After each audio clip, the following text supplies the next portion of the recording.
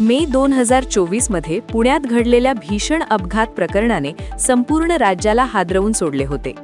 मध्यरात्री झालेल्या या अपघातात 2 निष्पाप तरुणांचा मृत्यू झाला. सुरुवातीला हे प्रकरण दडपण्याचा प्रयत्न झाल्याचा आरोप होत होता. मात्र सोशल मीडियाच्या ताकदीमुळे हे संपूर्ण प्रकरण देशभर गाजले आणि व्यवस्थेतील अनेक गंभीर बाबी उघड झाल्या.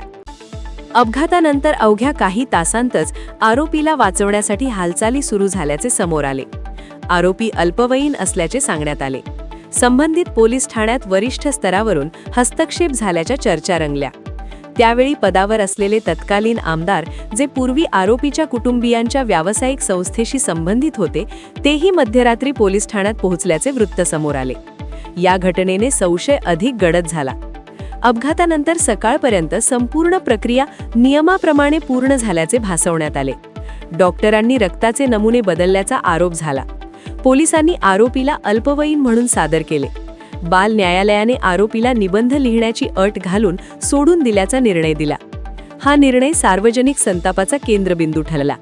वाहनाला क्रमांक नसतानाही प्रादेशिक परिवहन कार्यालयाकडून तत्काळ कारवाई न झाल्याबद्दल प्रश्न उपस्थित झाले.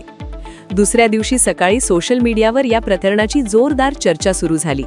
नागरिकांनी पुरावे, छायाचित्रे आणि माहिती शेअर करत प्रशासनावर प्रश्नांचा भडीमार केला. देशभरातून संतापाची लाट उसळली. जनमताच्या दबावामुळे प्रकरणाची नव्याने चौकशी सुरू करण्यात आली. अनेक पोलीस अधिकारी आणि संबंधित डॉक्टरांना निलंबित करण्यात आले. काहींवर गुन्हे दाखल झाले. राजकीय हस्तक्षेपावरही चौकशीचा फास आवळला गेला. या प्रकरणाने एक महत्त्वाचा संदेश दिला आहे की सत्ता, पैसा आणि माज हे कायद्यापुढे टिकत नाहीत. सुरुवातीला प्रभावाचा वापर करून प्रकरण दडपण्याचा प्रयत्न झाला असला तरी लोकशक्ती आणि सोशल मीडियाच्या सामूहिक दबावामुळे सत्य बाहेर आले.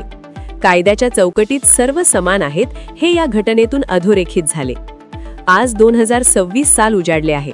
2 वर्षांनंतरही हे प्रकरण जनमानसात जिवंत आहे. न्याय प्रक्रिया सुरू असली तरी या घटनेने व्यवस्थेतील त्रुटी, भ्रष्ट साखळी आणि सत्तेचा गैरवापर यावर प्रकाश टाकला आहे.